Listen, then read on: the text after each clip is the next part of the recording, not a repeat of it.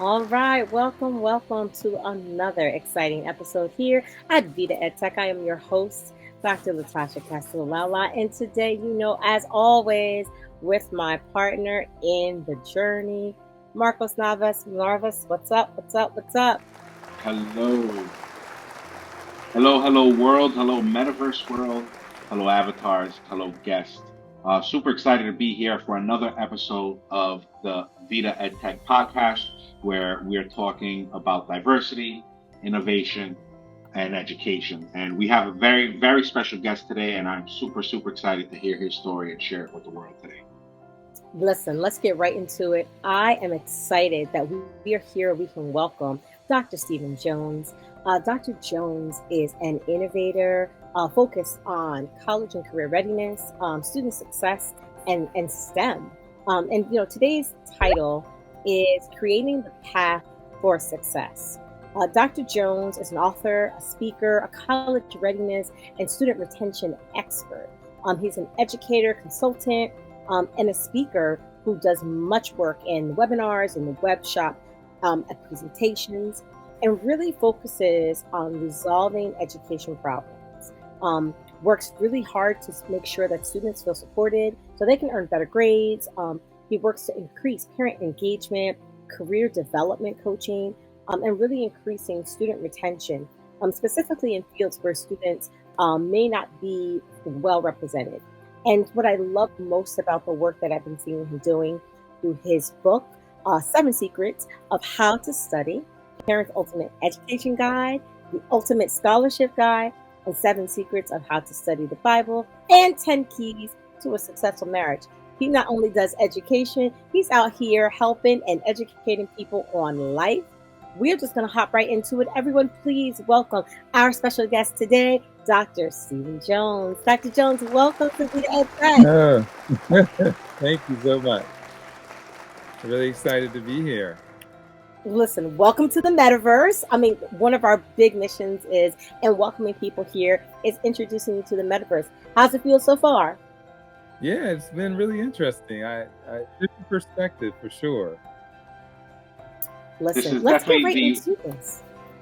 Oh, sorry, Marcos. no. I was just gonna say this is definitely the wave of the future, and uh, the next cycle will be 3D immersive worlds in education. So I'm super excited to have you here and experience this.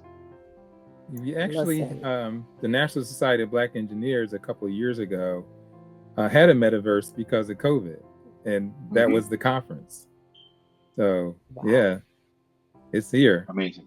It is here. It's definitely here, and we've decided to use it for a podcast platform, but so much room for this to be used in teaching and learning. So we definitely will have those discussions today. And again, thank you for being on the show. So Thank you. Listen, Dr. Jones, tell us a little bit about your work. I mean, I was really fascinated in talking to you and looking at your work and following what you're doing, specifically in the realm of engineering and really trying to diversify that field. So, share a little bit about what you're doing now. Yes, so I've been working with engineering and science students for actually the last 40 years, working with them, trying to get established a foundation that enables them to be successful, especially low income first generation college students, which there are abundance of those students in the Philadelphia area where I live. And so they don't get that exposure. And what I found is that 75% of all engineers come from parents who've been engineers. Well, mm, in our community, we have very few engineers. So my goal is to double, triple the number of engineers that become parents and then have children, because it's more likely that their children will become engineers or something relative to that. So it's about, I was visiting a high school today, and the one thing that we talked about is exposure. That if the young people aren't exposed to these opportunities, they only have a vision of what's happening in their community and not what's outside of their community as a career opportunity and as a chance to think of their future differently. Mhm. So one of the things I think, to me, and when you're in the school, every day should be a career day. Every day should be an opportunity for the students to see how my math or my science and my English applies to a career opportunity. And I think by doing that, then there's more buy-in from the student because they say, yes, I can do this or I can do that. Or when you have individuals visiting the school to actually show them professionals who are doing the work, it inspires them and gets them going. So a lot of my work at the university is to ensure that we have high school students who have experiences in engineering on projects. I have a Saturday program. I have a program where they stay on campus. So that's a great opportunity for them to live on campus, get an experience with other engineers, get an experience with the faculty at our university. Oh, by the way, it's Villanova University. I should mention that, which is right outside of Philadelphia. It's been in existence over 175 years, so been around for a little bit. But my role is to make sure that we're increasing in diversity, we're increasing in opportunity for these students that may not have considered this as an option.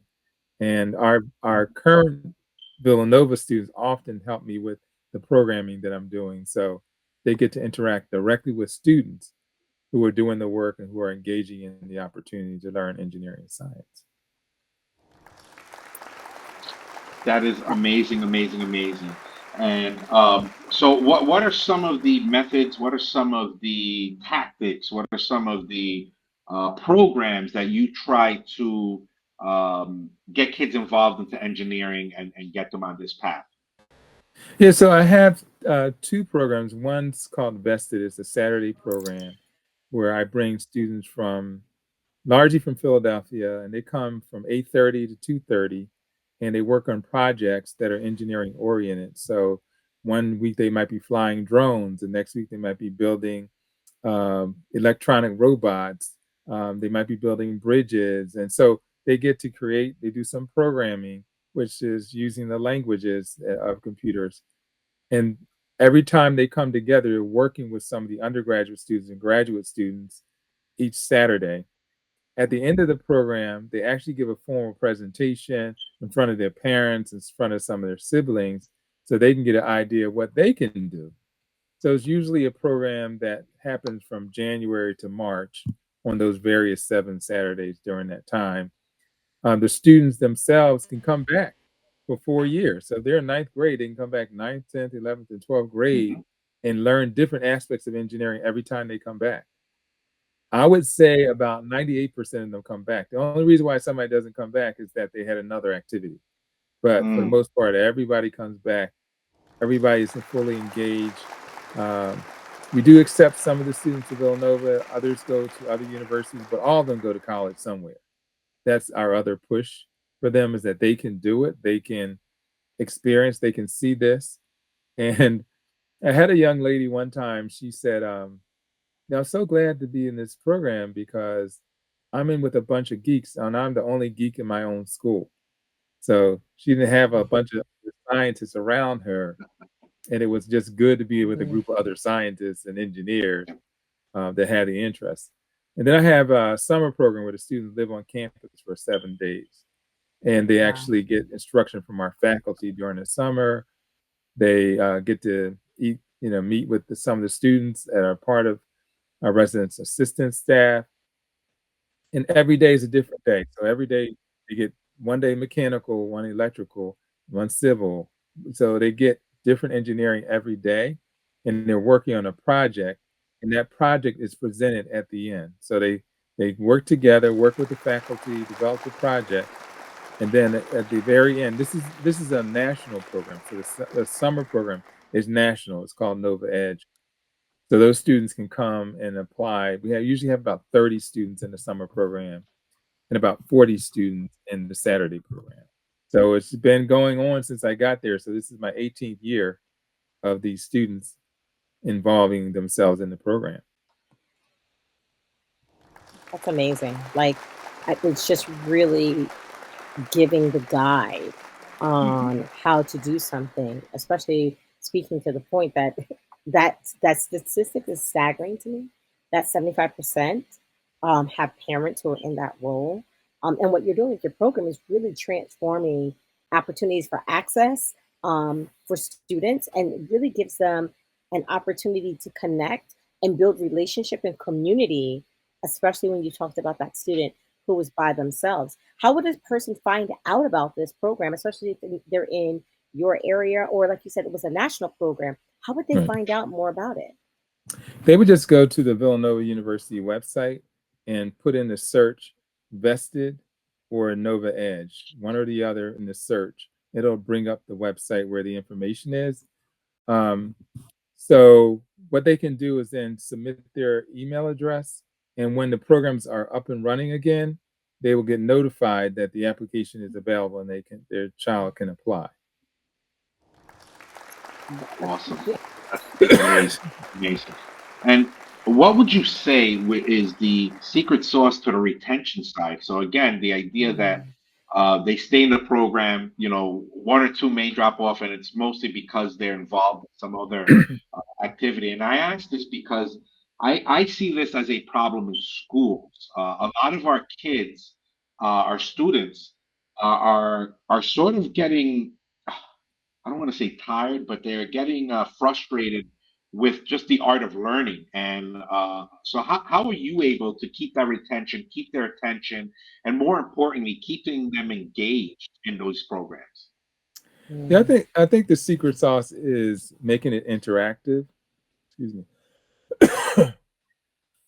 Making it interactive. So they're building something, they're creating something, they're developing something, or they're programming something. So they don't um, have an opportunity to sit around on a Saturday. They're always engaged, having conversation. We make it mm, fun so they can explore. And it's interesting. I went into one of the rooms, and they were going to shoot rockets, but they wanted to show the students the physics and the formulas behind the rockets. And the students were so excited because now they can make a connection between their math and their physics to something mm. physical. And so we bring that element to them, that this is something that you're learning, but it actually applies in real life. And I think that encourages the students to continue to come back year after year after year, because they know they're going to get something different and something creative in the programming. I love that point about how you took these contents that are typically thought of from an abstract perspective, and there's a physical example that they can see in real time, to put the knowledge together. How did you get involved with this from the beginning? Like, this is, to me, this is like so much of what we need in education. Where did the idea come from? And what was your interest in, and what was your path to get here? Well, I was working at another university, and then I started my own book publishing company, and you talked about it a little earlier. But the college that I worked at prior to Villanova is Drexel University. Drexel has an even larger engineering program than we have. And so they wanted to increase their diversity over at this college. And they knew what my efforts were, my record of helping students. We were graduating the most Black engineers in the state of Pennsylvania for several years. So with that level of success, they said, well, how can we get you to come over and help us to do what you're doing? And so I was really, really excited to think that, they were considering the effort and seeing what I was doing. Sometimes people are looking at you, don't even know they're looking at you, Mm, what you're doing, because it's naturally what you like to do.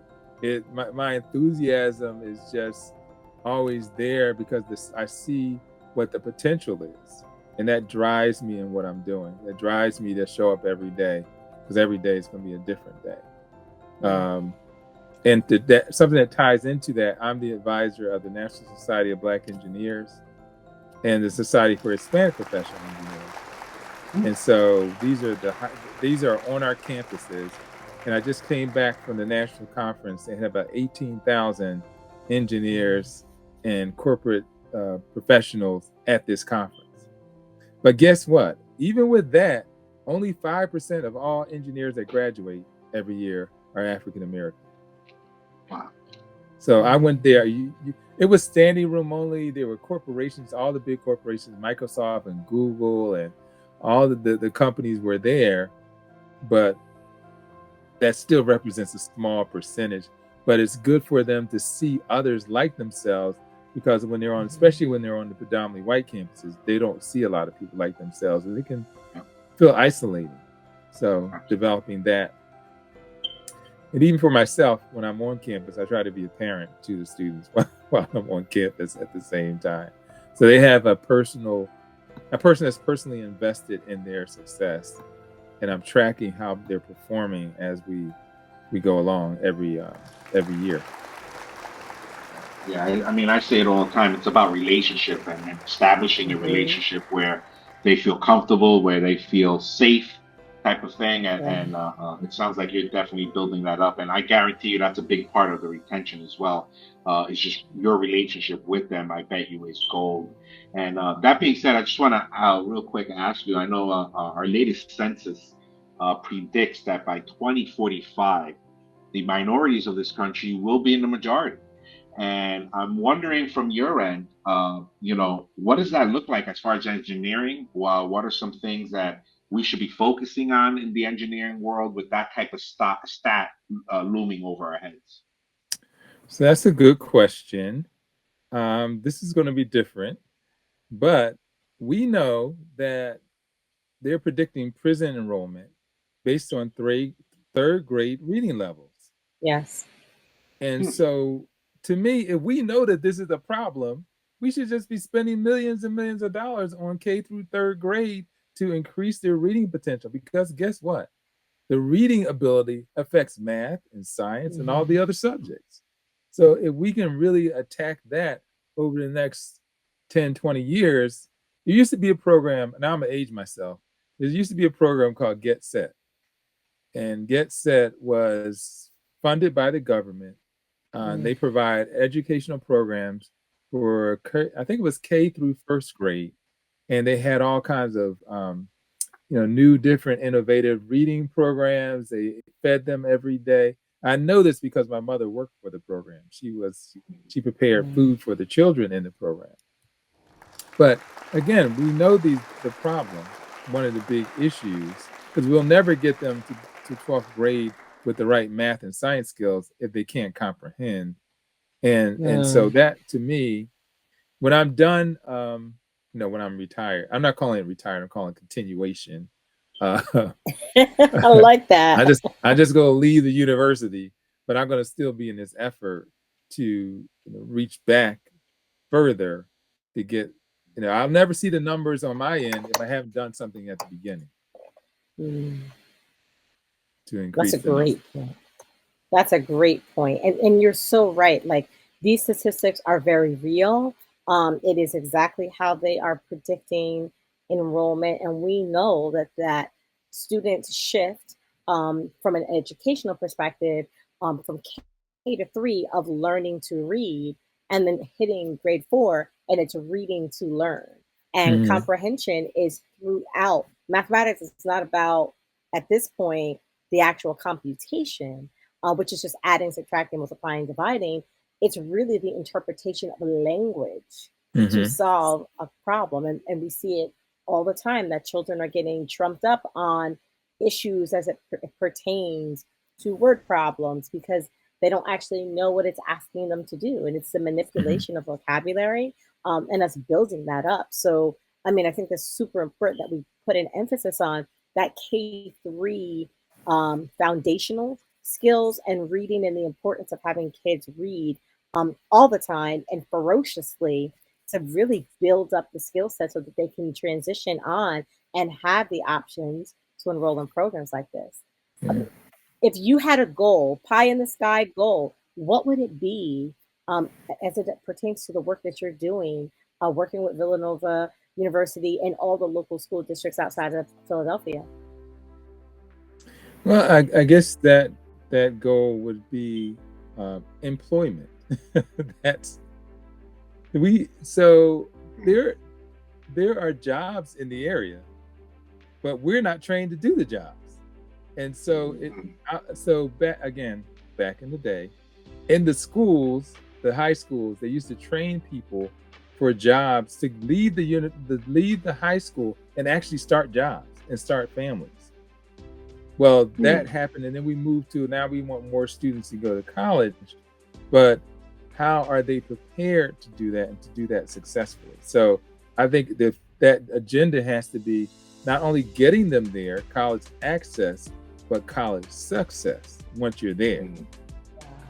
And I'm not excluding from that trade programs and 2-year community colleges and all. There are other alternative ways of getting educated, but I think all of them should be explored because all of our children are different, and we want to give them an exposure. The next element of this is how can we impact the parents in a big way?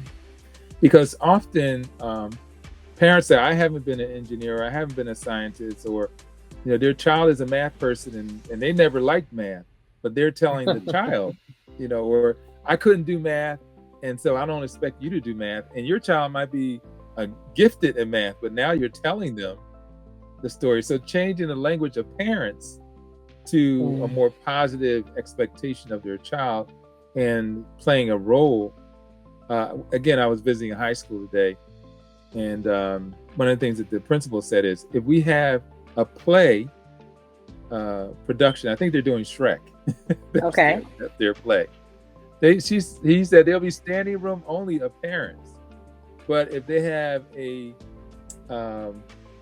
parents' night, few parents show up, and we need we're in terms of the accountability side of it. Parents need to make that a priority.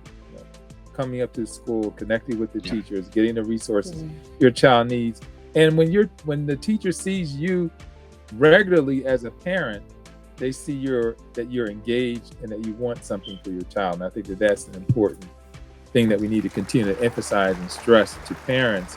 You do play a role. Absolutely. We are our parents. My wife and I are our children's biggest cheerleaders. No one can out cheer us with our children. and so I believe that with every parent, even if you don't understand it, your inspiration, your support, your being there is key. Yeah, it definitely is. As a parent myself, as an educator, seeing it from that side of things, it definitely is one of the most important factors to success. And I know you currently have a publication out on the Parents Ultimate Education Guide. And again, just to help out our parent users, what would you say would be the number one tip you can give parents as far as how to get involved in their kids' education? Well, the number one for me is creative reading, creating opportunities for your child to read and knowing subjects. Let's say they're really fascinated by volcanoes. Get 100 books, I'm exaggerating, but get 100 books on volcanoes, different aspects of it, the chemicals behind it. So you're engaging them in an area of interest. They're going to want to read. Well, now they have downloadable books as well. So you can have that, but find out what their passions are, drive reading into them through that passion. And I think that's one of the things that our daughter, we found her passion, and we actually had to form a book with another parent because there were so many books that were, going forward. But now that would probably be sharing of books electronically. But it's still invaluable that there's time set aside for that. There's a study that indicates that students who have more of a structure, they have a place to study when they come home, a desk somewhere, and spend at least an hour and a half on homework, on projects, do better in school than those who just come home and don't have assignments to work on. So, they can be creative things, and then parents can expose them. Our city, Philadelphia, has all kinds of activities, all kinds of museums, but it's about reaching out to look for those opportunities outside of your community. Yeah. Our communities are definitely full of opportunities that sometimes people just don't know are available. So that always leads to because of that lack of knowledge. So now, as far as a college student is concerned, and trying to give them some advice on success, because I know that's a major part of the work you do. What Hmm. are some things you advise college students and adults on the road to success? Yeah, you brought up adults because there are adult learners who are going back to school. In fact, there are a pretty large population of 24-year-olds and older that go back to school in some form, and a lot of times we ignore them. Hmm. But I found, and actually a number of the adult learners have purchased my study skills book because they forgot how to study after all those years. So Mm. I think it's giving them a good foundation, um, and making sure they know that time management is really, really important.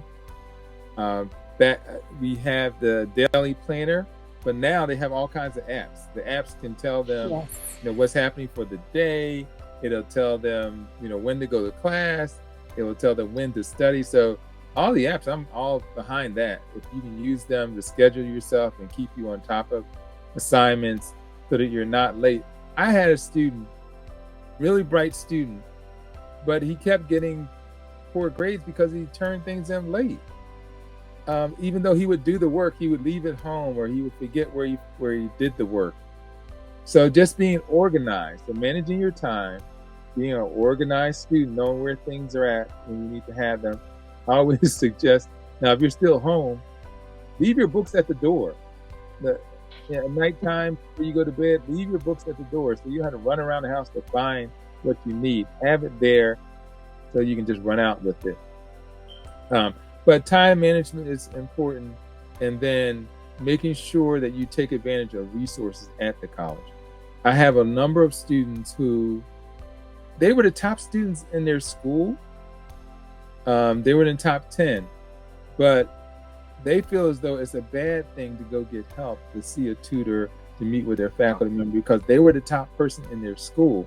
They don't realize that the students are getting A's and B's are Yeah. using tutors. And they've been using tutors since they were 1 year old.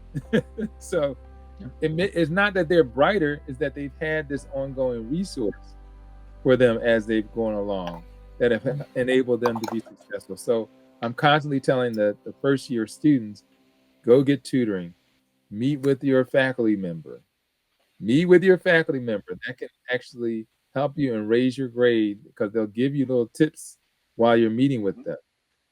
Um, and all students should have an advisor.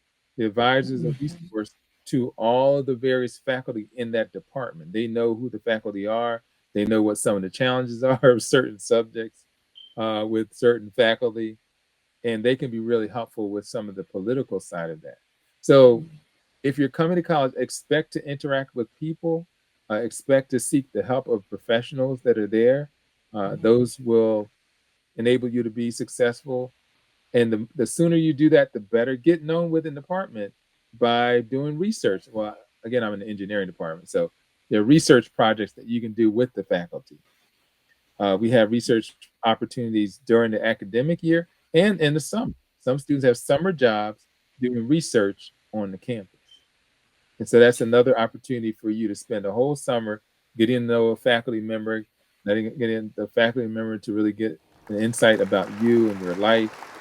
And that can be really beneficial when you're sitting in the class, that you have an advocate for you.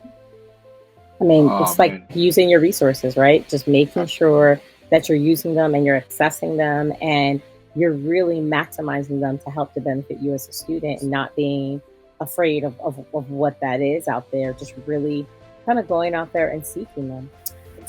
Listen, this has been fantastic. So, Dr. Jones, I have one final question for you. In reference to AI, we know that it is becoming a really huge part of Mm, conversation, yes. specifically in all of our worlds. But I would wonder also in the science-based world and the engineering world. Tell us your perspectives, and you know, where do you think it's going to fit in as we move forward in education?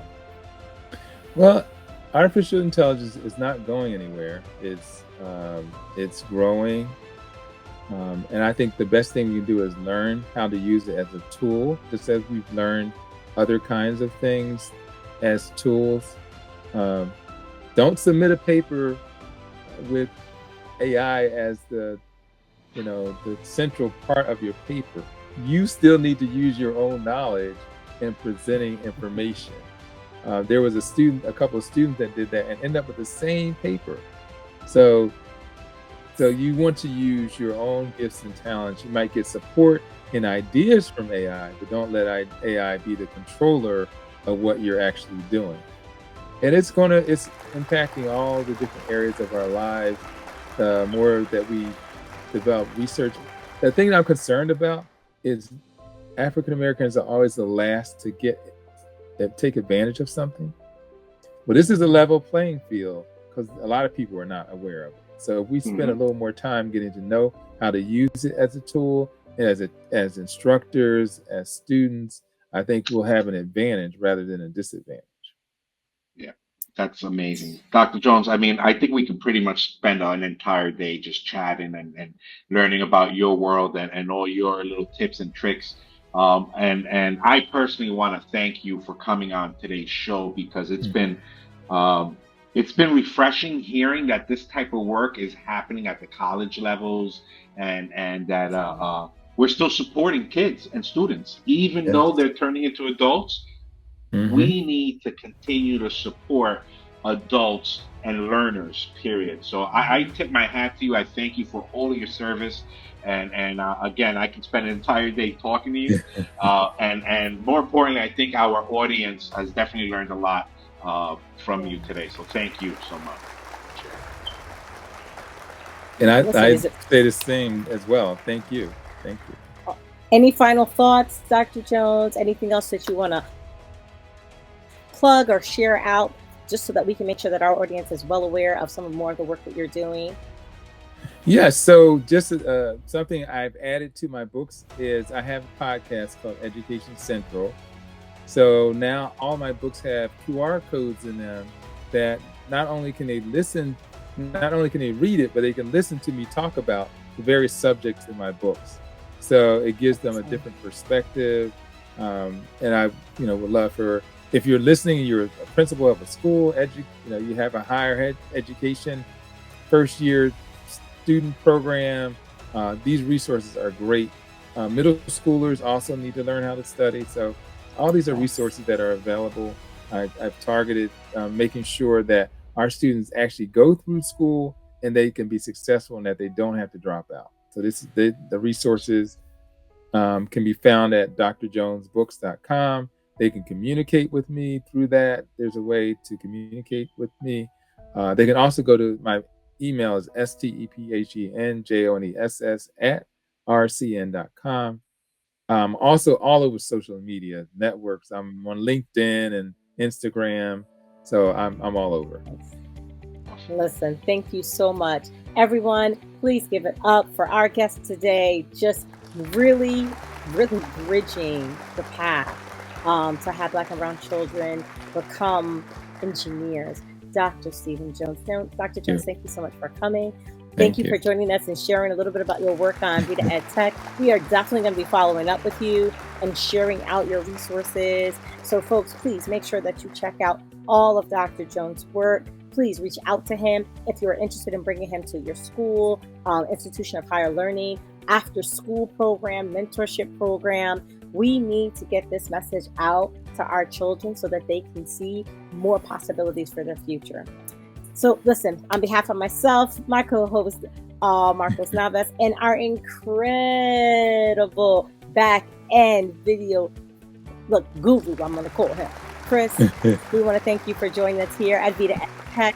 Please be sure to follow us on our social media platforms, watch our shows and share them, and tell us what you're looking to hear. We want to make sure that we provide a great service. So to everyone, have an amazing day, stay positive, and make sure you're creating a path for somebody else to follow. Have a good one, everybody. See you next time.